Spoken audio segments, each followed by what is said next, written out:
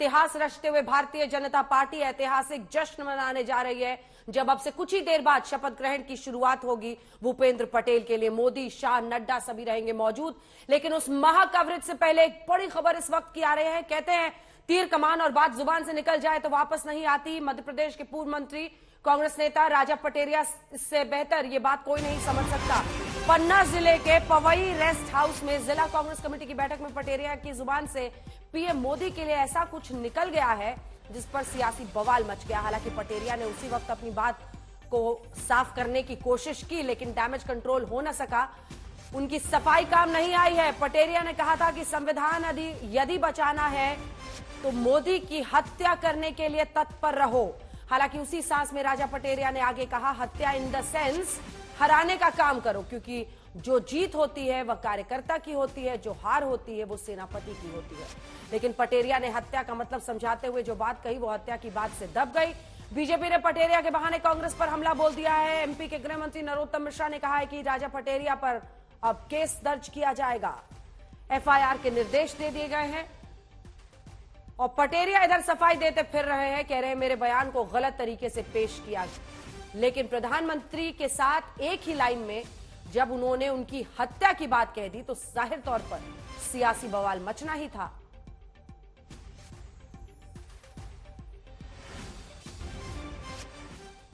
तो अब राजा पटेरिया कांग्रेस के पूर्व मंत्री पर एफआईआर दर्ज करने के आदेश हो गए हैं। लेकिन आइए आपको जरा सुना देते हैं ये राजा पटेरिया पूर्व कांग्रेस मंत्री ने कैसे एक ही लाइन में प्रधानमंत्री नरेंद्र मोदी की हत्या की बात की।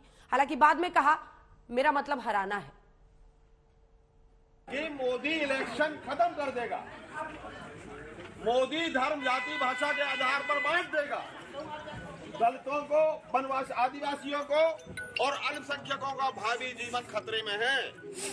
संविधान यदि बचाना है तो मोदी की हत्या करने के लिए तत्पर रहो। हत्या इन द सेंस हराने का काम कि मोदी इलेक्शन खत्म कर देगा, मोदी धर्म, जाति, भाषा के आधार पर बांट देगा, दलितों को, वनवासी आदिवासियों को और अल्पसंख्यकों का भावी जीवन खतरे में है।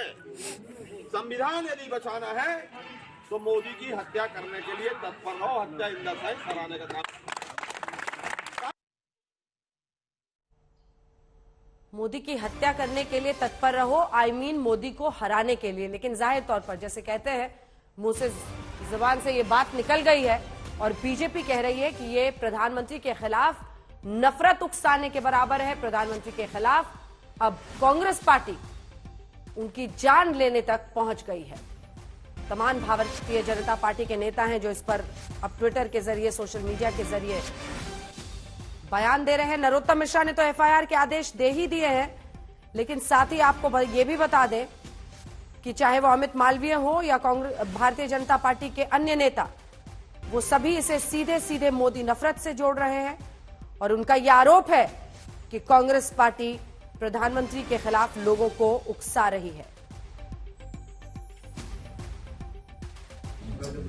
हत्या वाली बात दरअसल आदरणीय पटेरिया जी के बयानों को मैंने सुना, उससे स्पष्ट हो रहा है कि अब ये महात्मा गांधी जी की कांग्रेस नहीं है। उन्होंने खुद ही समाप्त कर दिया था आजादी के बाद। ये इटली की कांग्रेस है और इटली की मानसिकता मुसोलिनी वाली रहती है।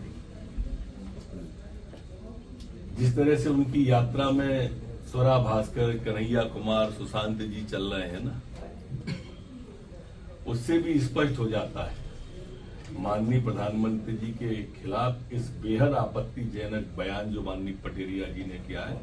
मैं तत्काल एफआईआर कराने का एसपी को निर्देश दे रहा हूं।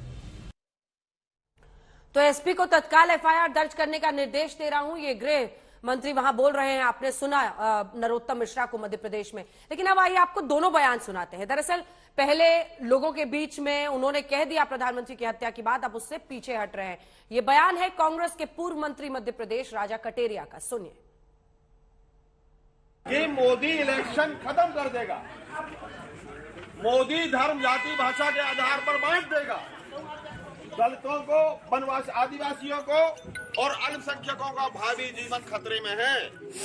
संविधान यदि बचाना है तो मोदी की हत्या करने के लिए तत्पर रहो, हत्या इंदा साइज कराने का काम। कल मंडलम सेक्टर के कार्ड वितरण में पवई के दौरान एक वीडियो जारी हुआ है जिसमें मुझे बताया गया है कि मैंने बोला कि मोदी की हत्या कर दो। मैं गांधी को मानने वाला आदमी हूं, गांधी की मानने वाला आदमी हत्या की बात नहीं कर सकता। वो वीडियो गलत तरीके से पेश किया गया है।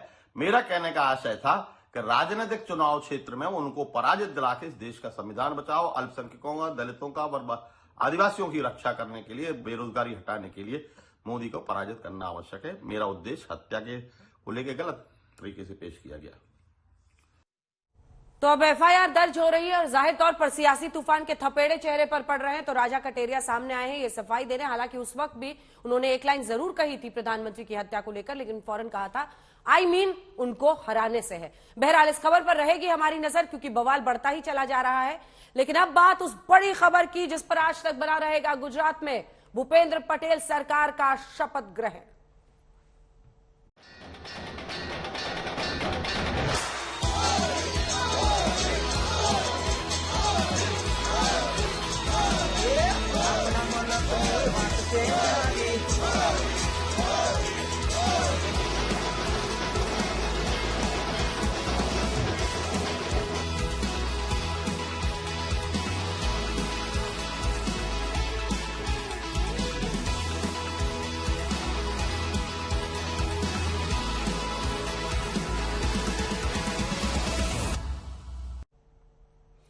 तो लिए चल रहे हैं आपको मध्य प्रदेश से सीधा गुजरात, क्योंकि ऐतिहासिक जीत के बाद ऐतिहासिक शपथ ग्रहण समारोह की तैयारी इस वक्त दिख रही है। अहमदाबाद में तमाम हमारे सहयोगी हमारे साथ जुड़ रहे हैं, गांधीनगर से भी हमारे सहयोगी जुड़ेंगे। एयरपोर्ट से वेन्यू तक पूरा जश्न की तैयारी है। गांधीनगर से इस वक्त हमारे साथ हमारी सहयोगी चित्रा जुड़ रही हैं, मिलन शर्मा जुड़ रही हैं, गोपी गांगर भी वहीं पर मौजूद हैं। एयरपोर्ट से ही पूरे जश्न की तैयारी है ऐतिहासिक तरीके से, क्योंकि ये जीत बहुत बड़ी है और भारतीय जनता पार्टी गुजरात में 27 साल शासन के बाद अगले 5 साल के लिए प्रचंड जीत के साथ स्थापित हुई है।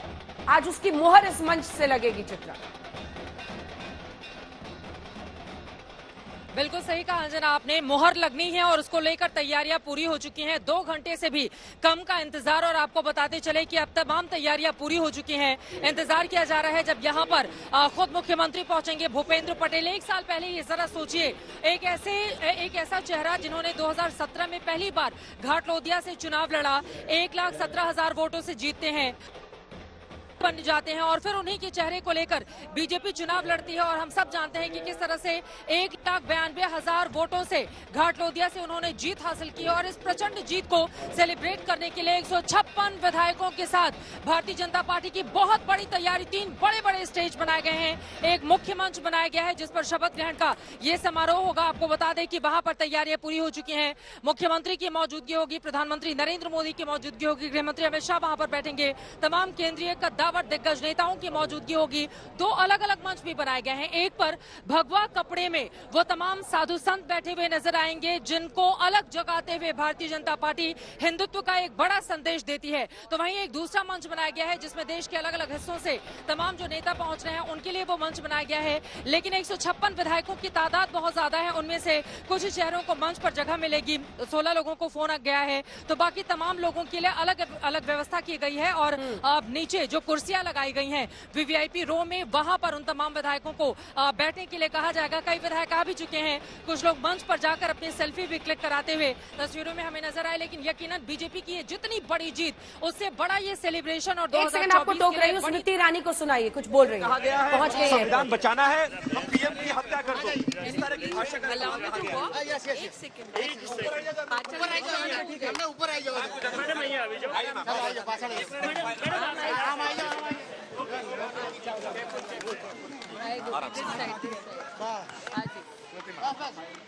आज गुजरात के नागरिकों के चरणों में नतमस्तक हो आभार व्यक्त करने का दिन है।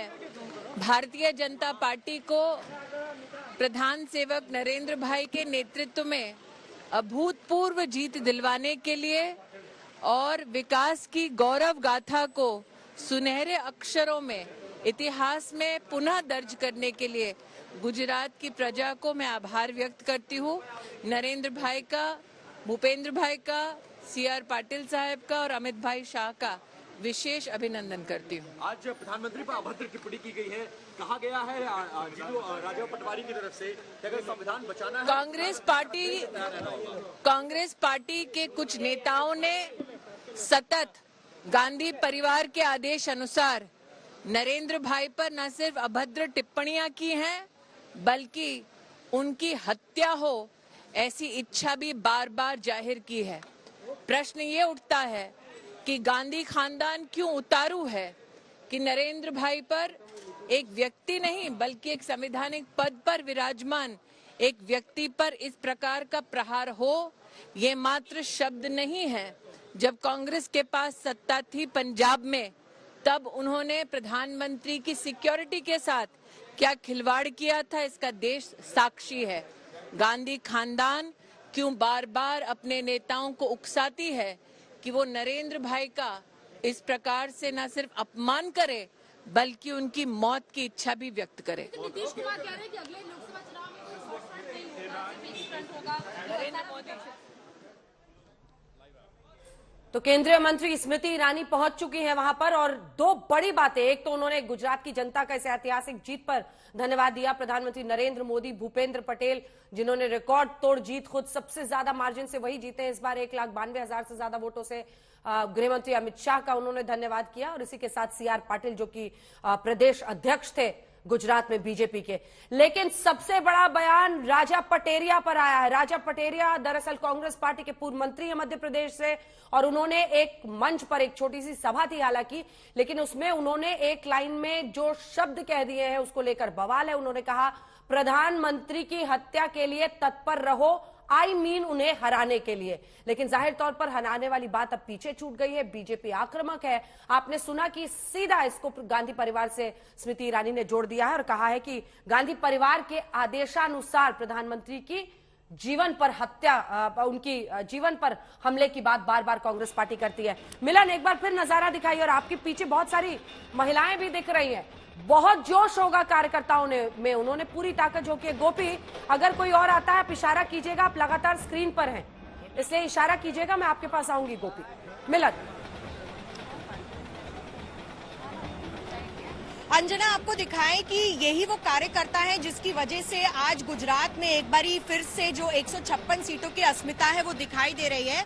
बात भी करेंगे कुछ कार्यकर्ताओं से। हमारे साथ जो महिलाएं हैं वो सूरत से आई हैं। मैम, अभी मैं आपसे पूछ रही थी कि जिस तरीके से प्रधानमंत्री के ऊपर ये अभद्र टिप्पणी हुई है, उनकी हत्या की बात की है, कितनी ठेस पहुंचाती है गुजराती अस्मिता को? गुजराती को तो बहुत ही ठेस पहुंचाएगी, क्योंकि हमने तो देखा है मोदी जी के हार्डवर्क को। उन्होंने जो एक समर्पित नेता जो होता है, जो हम नहीं, पूरा देश देख रहा है, पूरा विश्व देख रहा है। तब जब कांग्रेस ऐसी टिप्पणी करता है तो उनकी एक छोटी सोच और एक उनकी हताशा की तरफ वो चले गए हैं, इसका वो एक स्पष्ट विवरण दिखता है। आप जैसे कार्यकर्ताओं को भी यहाँ पे आमंत्रित किया है, कितना बुरा मानते हैं आप जब मोदी जी पे ऐसी टिप्पणी हो? बहुत खराब लगता है कि एक ऐसी पार्टी जिसने आज 60 वर्ष से इस देश पर राज करा है और वो आज के पीएम जैसा पद, जिस पर अगर वो इतनी खराब टिप्पणी करता है तो उससे पता चलता है कि उन्हें पता है कि अब हम खड़े नहीं हो पाएंगे। ऐसे वक्त में ये सब बोलना सही है? जो प्रधानमंत्री के ऊपर अभी बुरी बातें कही जा रही हैं, आप लोग आज इतना बड़ा कार्यक्रम है, भव्य कार्यक्रम है, आप कैसे देखते हैं? मैं सिर्फ ऐसे देखती हूँ कि हम सब अच्छे फैमिलीज में, इंडिया का कल्चर है कि हम अच्छे फैमिली से बिलोंग करने वाले लोग हैं। हमारे घर में अगर छोटा बच्चा भी कुछ गलत बोल देता है तो हम सबको we feel really bad about it. तो इससे आप समझ सकते हैं कि जब इतनी बड़ी पार्टी और उसके इतने बड़े नेता जो कहा जाता है वो are representing so many people, तो वो आपका प्रभाव समाज पे और देश पे और देश की छवि पे क्या पड़ रहा है उसका उनको बिल्कुल भी अंदाजा नहीं है। हमें तो ज्यादा फर्क इसलिए नहीं पड़ना चाहिए बिकॉज हम जानते हैं हम कौन है। बिल्कुल, देखिए मोदी जी पर किसी भी तरीके की टिप्पणी है ना अंजना, वो ना गुजराती अस्मिता के लिए अच्छी नहीं देखी जाती है। लोग बहुत ही ज्यादा यहाँ पर इसको लेकर बुरा मानते हैं और आपको दिखाते भी चलें कि हर कार्यकर्ताओं को यहाँ पर इनवाइट किया गया है। धीरे धीरे लोग यहाँ पर पहुंच रहे हैं और मंच पर बहुत ही जो दिलचस्प चीज है वो यही है कि एक पूरा मंच यहाँ पर जो साधु संतों के लिए जो रखा गया है वो उस तरफ है और कहा यह जा रहा है कि इस समारोह का जो पूरा होना है वो साधु संतों की जो उपस्थिति है उसके बगैर नहीं होगा। इसलिए 200 से ज्यादा यहाँ पर साधु संत भी पहुंचेंगे जब शपथ समारोह की शुरुआत की जाएगी। अंजना, बिल्कुल, कुछ ही देर में शपथ समारोह की शुरुआत होगी। कुछ नेता जो वहां पर पहुंचे हैं वो क्या कह रहे हैं? गोपी, बहुत सारे लोग वहां पर पहुंचे हैं। गोपी से जल्दी से एक छोटा सा रिएक्शन लेते हैं, उसके बाद आपको सुनाएंगे जो नेता वहां पर पहुंच रहे हैं आज इस जश्न के लिए वो क्या कह रहे हैं। गोपी,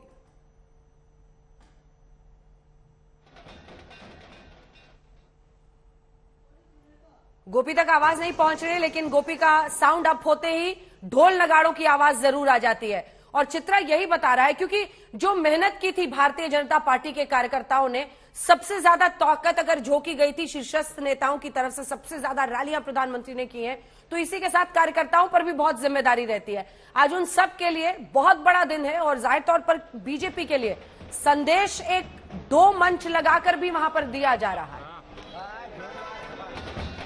बिल्कुल सही कहा आपने, 3 मंच यहाँ पर लगाए गए हैं। एक बहुत बड़ा मंच है जिस पर जो बड़े बड़े कद्दावर नेता होंगे उनकी मौजूदगी होगी। शपथ ग्रहण उसी मुख्य मंच पर होगा और दाएं और बाएं दोनों ही तरफ जय जय गरवी गुजरात करता हुआ 2 बड़ा बड़ा मंच यहाँ पर सजा दिया गया है। पूरी तरह से फूलों के गुलदस्ते वहां पर लगाए गए हैं, जिसके जरिए देखिए ताकत दिखाने की भी कोशिश। अंजना, आप भी उस रोड शो को कवर कर रही थी जब 50 किलोमीटर का लंबा रोड शो अहमदाबाद में पीएम मोदी की ओर से किया गया था। चाहे खुद बीजेपी के शीर्षस्थ जो सबसे बड़े नेता हो, सबसे बड़ा चेहरा हो, या फिर बीजेपी के वो पन्ना प्रमुख जो घर घर जाकर डोर टू डोर कैंपेनिंग करते हैं, इन लोगों की जो मेहनत है यकीनन उसके बलबूते इतनी बड़ी जीत। और कांग्रेस पार्टी को यह समझना होगा, जिस मध्य प्रदेश से पीएम मोदी की हत्या की बात कही जा रही है, जिसको लेकर अब यहां पर भी गुस्से में बीजेपी के कार्यकर्ता नजर आ रहे हैं, उनको ये समझना होगा। आपने उनको रावण कहा, आपने औकात दिखाने की बात कही, आपने मौत का सौदागर कहा, तो धीरे धीरे करके कांग्रेस पार्टी कैसे गुजरात से सिमटती भी चली गई। 1990 से भी बुरा प्रदर्शन, आज तक गुजरात में बीजेपी ने अगर इतिहास का सबसे बड़ा और भव्य प्रदर्शन किया है 156 सीटें जीतकर, तो 17 सीटें जीतकर कांग्रेस पार्टी ने अब तक का सबसे खराब, सबसे बुरा प्रदर्शन किया।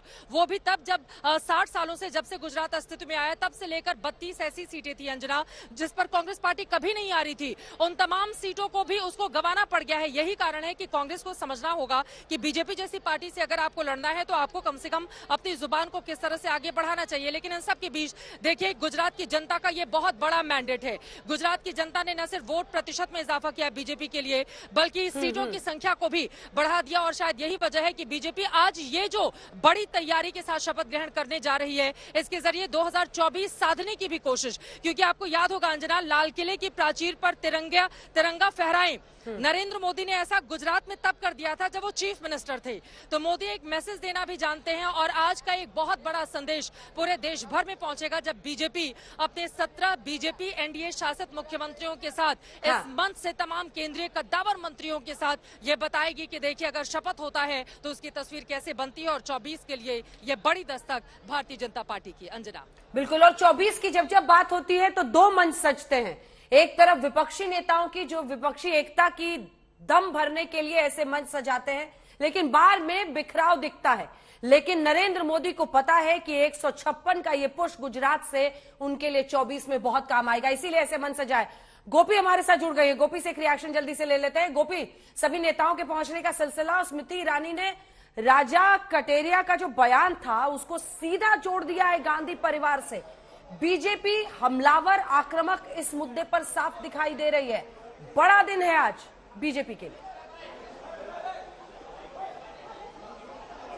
बिल्कुल, देखिए अंजना, बीजेपी काफी आक्रामक दिखाई दे रही है। स्मृति ईरानी यहाँ पे पहुंची थी और स्मृति ईरानी ने ये कहा कि कांग्रेस के नेता जो है वो प्रधानमंत्री नरेंद्र मोदी पे किसी भी तरीके का हमला बोलने का कोई मौका नहीं छोड़ते हैं, चाहे वो चुनावी सभा हो या फिर प्रधानमंत्री के लिए इस तरीके के बोले जाने वाले शब्द हो, उसको लेकर उन्होंने हमला बोला। साथ ही आपको बताते हैं कि गुजरात के जो 156 विधायक है, वो विधायक अब यहाँ पे पहुंचना शुरू हो गया। उसमें वो 16 लोग भी है जिनको मंत्री पद के लिए शपथ ग्रहण करने हैं और वो लोग भी यहाँ पे पहुंचे हुए। CR पाटिल, हर्ष संघवी, हार्दिक पटेल, अल्पेश ठाकुर जैसे जो बड़े नेता है, जो सीनियर नेता, जो माफ कीजिएगा ऐसे जो नेता है वो भी यहाँ पे पहुंचे हुए हैं। साथ ही जिन लोगों को कैबिनेट में मंत्री पद लेना है, शपथ ग्रहण करने, वो लोग भी यहाँ पे पहुंचे हुए हैं, जिसमें कुंवर जी बावलिया दोबारा से शपथ ग्रहण करने वाले हैं। साथ ही जगदीश विश्वकर्मा वो भी दोबारा से शपथ ग्रहण करने वाले।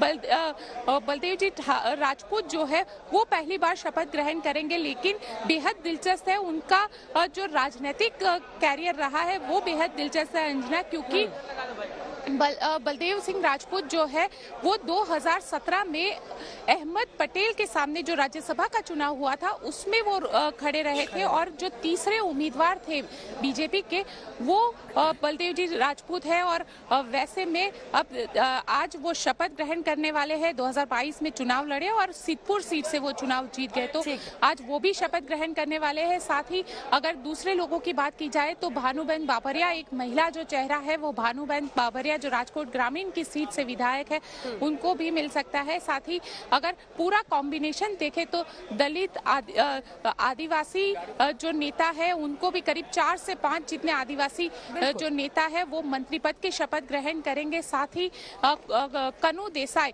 जो कि दक्षिण गुजरात से आते हैं और कनु देसाई जो ब्राह्मण चेहरा है वो भी शपथ ग्रहण करेंगे। जैन हर्ष संघवी जो शपथ ग्रहण करने वाले हैं, अब उनको कौन सा पोर्टफोलियो दिया जाता है, क्योंकि भूपेंद्र पटेल सरकार जब 1 साल के लिए थी तो उनको गृह का जो पोर्टफोलियो है वो दिया गया था। लेकिन क्या गृह राज्य मंत्री वो थे पिछली सरकार में? शपथ ग्रहण में अब सिर्फ 1.5 घंटे का वक्त बचा है। शपथ के लिए संभावित मंत्रियों का पहुंचना शुरू हो गया है। तमाम जो मेहमान हैं वो पहुंचने लगे हैं, संभावित मंत्री पहुंच चुके हैं। उनमें शामिल हैं ऋषिकेश पटेल, हर्ष संघवी, मुकेश पटेल, जगदीश विश्वकर्मा, बलवंत सिंह राजपूत, राघव जी पटेल। इन विधायकों के समारोह में शामिल होने के लिए तमाम राज्यों के मुख्यमंत्री, पूर्व सीएम, मंत्री, बीजेपी के कद्दावर नेता अहमदाबाद पहुंच चुके हैं। शपथ से पहले की तस्वीरें हम आपको दिखा रहे हैं जहां पर बीजेपी विधायकों और नेताओं ने होटल लीला में लंच किया है। तस्वीरें आप देख रहे हैं जिसमें हर्ष संघवी से लेकर तमाम जो मंत्री शपथ लेने वाले हैं वो सभी मौजूद हैं। विधायकों को लंच पर बुलाया गया है, जिसके बाद वो सभी रवाना होंगे गांधीनगर के उस महामंच के लिए जहां पर प्रधानमंत्री नरेंद्र मोदी, गृह मंत्री अमित शाह मौजूद रहेंगे बीजेपी के अध्यक्ष जेपी नड्डा, और इन सब की मौजूदगी में शपथ ग्रहण समारोह की शुरुआत होगी। भूपेंद्र पटेल के लिए एक बड़ा मौका जब वो आप सभी लोग विधायक जिगण हैं, दूसरी बार मुख्यमंत्री पद की शपथ लेंगे। सुनाते हैं क्या कमेंट्री हो रही है।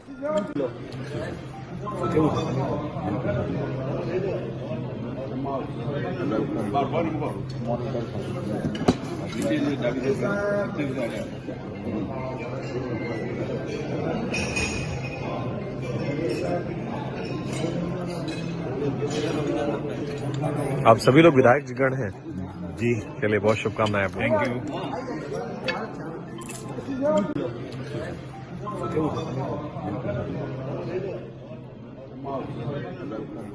शुभकामनाएं दी जा रही हैं वहां पर, और आप देख रहे हैं जो मंत्रीगण बनने वाले हैं विधायक, जाहिर तौर पर उनके लिए बहुत अच्छा दिन है।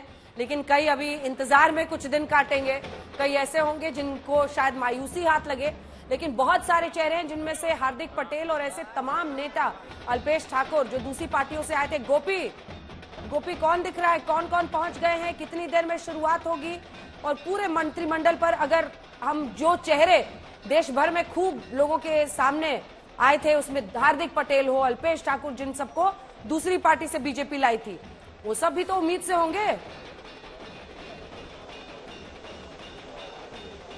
बिल्कुल अंजना, देखिए उम्मीद से तो सारे लोग हैं कि सबको उम्मीद है कि कुछ ना कुछ उनको मिल जाएगा, लेकिन सवाल यहाँ पे ये खड़ा हो रहा है कि जिस तरीके से भूपेंद्र पटेल सरकार 1 साल के लिए बनाई गई थी उसमें कई नए चेहरों को स्थान दिया गया था।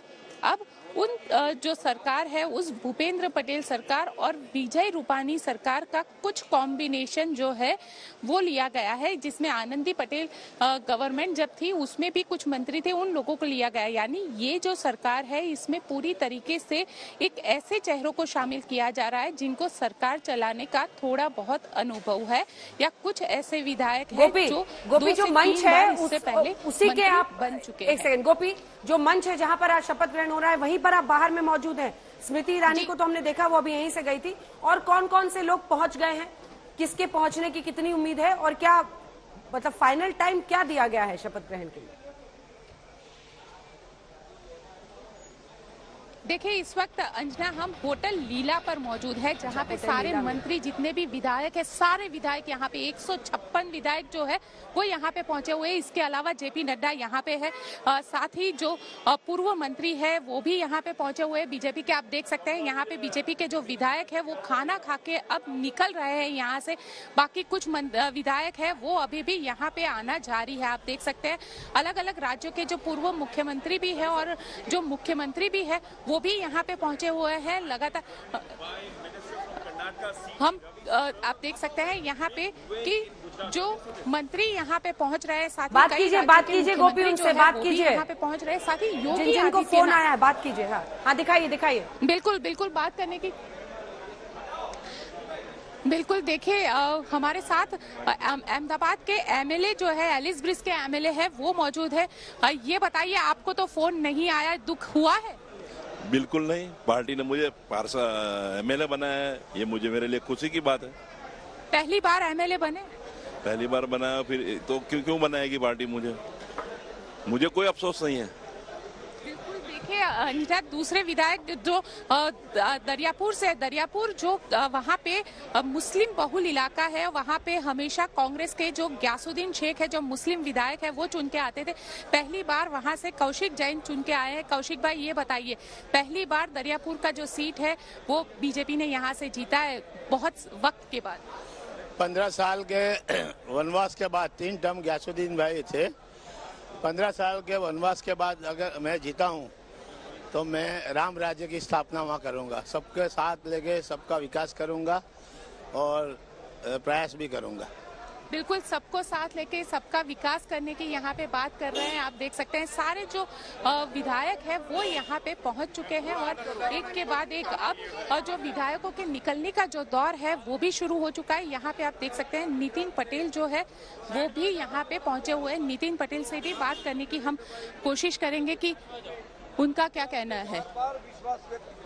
देखिए, लगातार क्योंकि इतने सालों से जिस तरीके से नितिन भाई सरकार में थे और नितिन भाई डिप्टी सीएम थे, जब भूपेंद्र पटेल सरकार को बदला गया, 1 साल पहले ही नितिन पटेल को वहां से हटाया गया, उस पोजीशन से हटाया गया। अब नितिन पटेल खुद ही इलेक्शन से पहले ये घोषणा कर दी थी कि वो चुनाव नहीं लड़ना चाहते हैं। और अब देखिए, अब यहाँ पे जो अलग अलग मंत्री है, आपको ये भी दृश्य दिखाते हैं। नितिन पटेल से भी हम बात करेंगे, साथ ही स्मृति ईरानी यहाँ पे पहुंची, जेपी नड्डा जो है वो यहाँ पे है मौजूद है, हेमंत बिश्व शर्मा यहाँ पे मौजूद है, कई सारे जो दूसरे मंत्री है, जो पूर्व मुख्यमंत्री है वो भी यहाँ पे मौजूद है। नितिन पटेल से भी बात करने की हम कोशिश करेंगे कि उनका क्या कहना है, क्योंकि बहुत महत्वपूर्ण हो जाता है जब इस तरीके से अचानक ही हटा दिया जाता है, वो भी डिप्टी सीएम के पद से। और अब जब नई सरकार बनने जा रही है तो क्या कहना है नितिन पटेल का, उनसे बात करने की हम कोशिश करेंगे कि लगातार जिस तरीके से साथ ही यहाँ पे अगर आप देखें तो हमारे साथ सांसद राम भाई भी हैं, उनसे पहले बात करते हैं। ये बताइए कि कितने लोग आज मंत्री पद के शपथ ग्रहण करेंगे?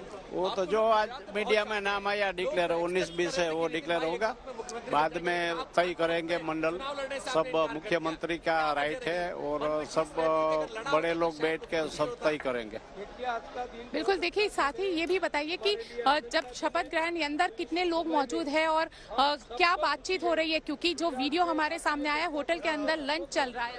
हाँ, होटल के अंदर लंच चल रहा है और कोई बात नहीं है। मैं भी अभी आया हूँ, मैं लंच के लिए जा रहा हूँ, बाद में जो मालूम होगा तो मैं आपको अवगत कराऊंगा। बिल्कुल, देखिए, राम भाई मोकरिया जो सांसद है वो यहाँ पे मौजूद है। नितिन पटेल से भी बात करने की कोशिश करते हैं कि नितिन पटेल क्या कह रहे हैं। सर, ये बताइए कि आज नए मंत्रिमंडल का शपथ ग्रहण समारोह होने जा रहा है, क्या कहना है?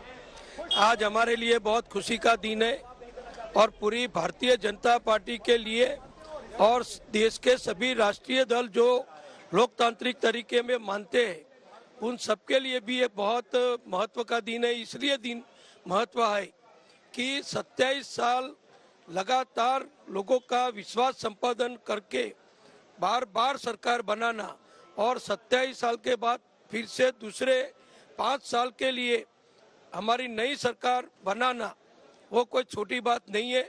मैं मानता हूं कि देश में कोई राज्य कोई पार्टी ऐसी नहीं है जिसने इतना लंबा कार्यकाल एक स्टेट में लगातार सरकार बना के लोगों का विश्वास प्रेम संपादन करके मैंडेट प्राप्त करके ये किया है, तो ये बहुत बड़ी बात है। सर, आपने तो खुद ही सामने से कहा था कि मुझे चुनाव नहीं लड़ना है, अगर लड़े होते तो आज शायद चीफ मिनिस्टर के शपथ ग्रहण आप भी कर रहे होते, ऐसा लग रहा है? ऐसा ख्याली पुलाव मैं नहीं पका था। अच्छा, नितिन भाई, ये बताइए कि क्या कहेंगे जिस तरीके से इस चुनावी मैदान में अलग अलग पार्टियां आई, कांग्रेस को लेकर ये कहा गया कि कांग्रेस को अब दोबारा से सोचने की जरूरत है। नहीं, कांग्रेस को तो लोगों ने जवाब दे दिया है।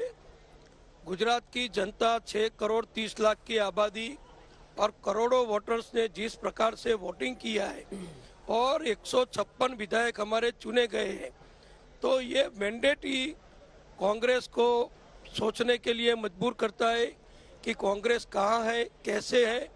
जो महात्मा गांधी जी, जो सरदार वल्लभ भाई पटेल ने कांग्रेस की स्थापना की थी, वो गुजरात राज्य के थे और गुजरात राज्य के अंदर ही अभी कांग्रेस की ये जो स्थिति है वो बहुत दयनीय है, बहुत दुखद है।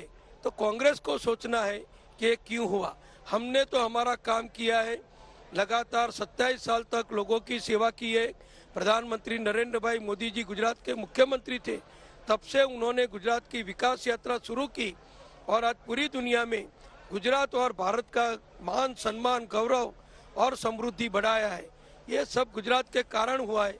तो गुजरातियों का श्रेय भी देश के विकास में बहुत है।